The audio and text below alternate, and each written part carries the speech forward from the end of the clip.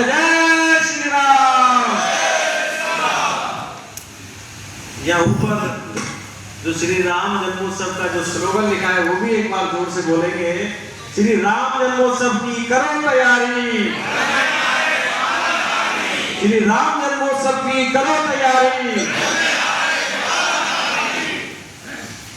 आज श्री राम शोभा यात्रा समिति की आज इस बैठक में हमारे मध्य मंचासीन श्री श्री 1008 खाटू श्याम जी मंदिर के महंत श्री रोहित जी महाराज जी हमारे बीच में हैं, जिनका सानिध्य हमें प्राप्त हो रहा है। मंचासीन धर्म जागरण के प्रांत प्रमुख आदरणीय श्री अमर सिंह जी भाई साहब,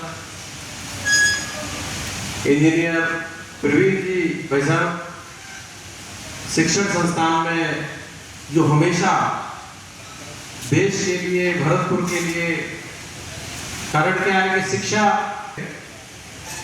बच्चों का निर्माण, विकास, ये एक बहुत बड़ी जिम्मेदारी है हमारे समाज की। विकास सोनी जी हमारे बीच में हैं और वो ये प्रण लेके चल रहे हैं।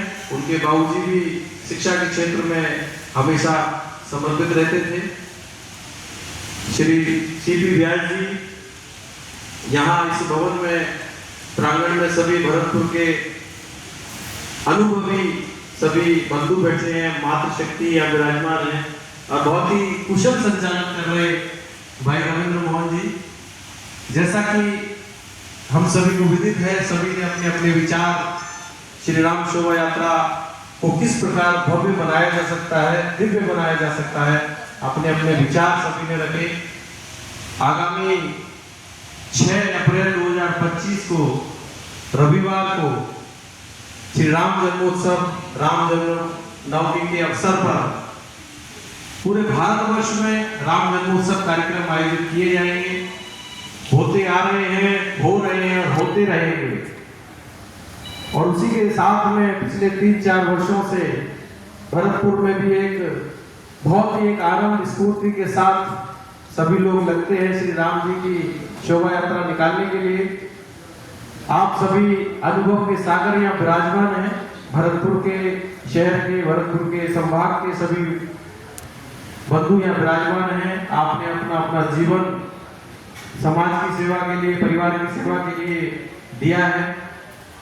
1987 में भी जब रामानंद सागर जी का रामायण जब सीरियल आया था, जब हम देखते थे, आप सभी को ध्यान होगा उस समय सारे बाजार बंद हो जाते थे। रामायण जब आती थी संडे को सुबह 9 बजे, सभी लोग कचौड़ी की दुकानों पे भी खड़े हो जाते थे, कपड़े की दुकानों पे भी खड़े हो जाते थे, क्योंकि वहाँ टीवी भी बहुत उस समय लिमिटेड हुआ करते थे।